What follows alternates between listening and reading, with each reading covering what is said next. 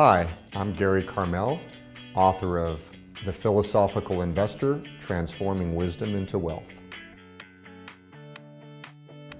I remember being at work on May 23rd, 1995 and getting a call from my wife that was quite frantic that our son Jacob really wasn't feeling well. The babysitter had called and said Jacob wasn't acting himself and my wife was going home.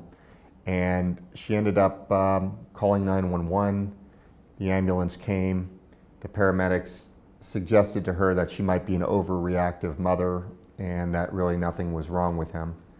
They ended up looking at Jacob in the emergency room and they ended up releasing him.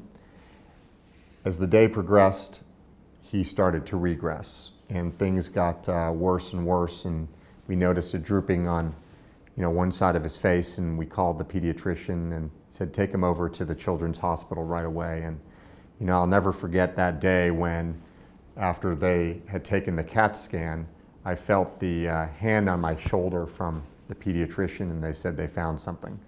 And they discovered that Jacob had a massive stroke, a 2-year-old child, and who would have ever have thought that our charmed existence that had known really no significant setbacks at such a young age as new parents could really have this happen to us. But how did this help inform my philosophy of investing in life? Well, shift happens, and I've mentioned in the book about the importance of tectonic shifts, events that can alter the trajectory of one's life permanently. And this was clearly one of those. It was an improbable event. It happened. We can't change it. Jacob has recovered remarkably to this day at 21 years old, a college graduate. He still has physical ramifications, and he really can't use his left hand, and he walks with a limp. But what it's taught me is that the human condition is something we can't set limits on. Everyone's going to react differently to their circumstances. And I can't change what happened. And in fact, after it happened, someone who had experienced something similar with his children said, you never want to change your problems with anyone. You don't want to trade them for anyone. They're your problems. You know them. They're very personal to you. And don't expect that the grass is always greener on the other side. And so Jacob's experience has taught me a lot. It has taught me that people can have boundless hearts, when times are tough. And it takes a village oftentimes and a committed family to help restore someone to health.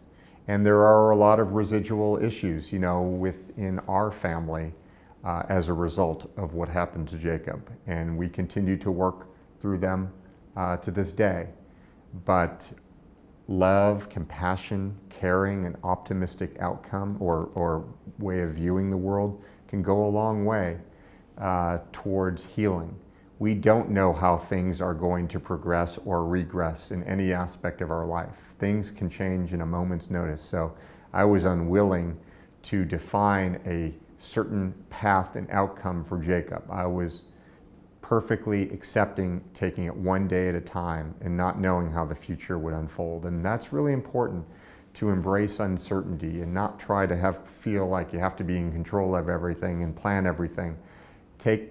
Make the best decisions you can make with the information you have at hand. Mistakes will occur.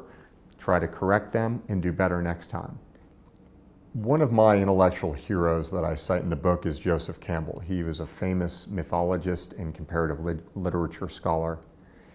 And he was one who spent his entire lifetime finding out what were the powerful stories and themes that have connected societies and cultures throughout millennia that allowed people to cope with the challenges and the struggles of life and to find deep meaning and fulfillment. And he said that at the end of the day, if we really want to find deep meaning and joy, we have to participate in the sorrows of the world joyfully, because sorrows are inevitable. Challenges, setbacks, death, destruction, war, you name it, civil strife, they are always going to be with us. So how do we find a way to participate in those sorrows with joy? And that's one of the major lessons that I have gained from Jacob's stroke and the aftermath. To read my latest thinking and to learn more about my book, please go to GaryCarmel.com.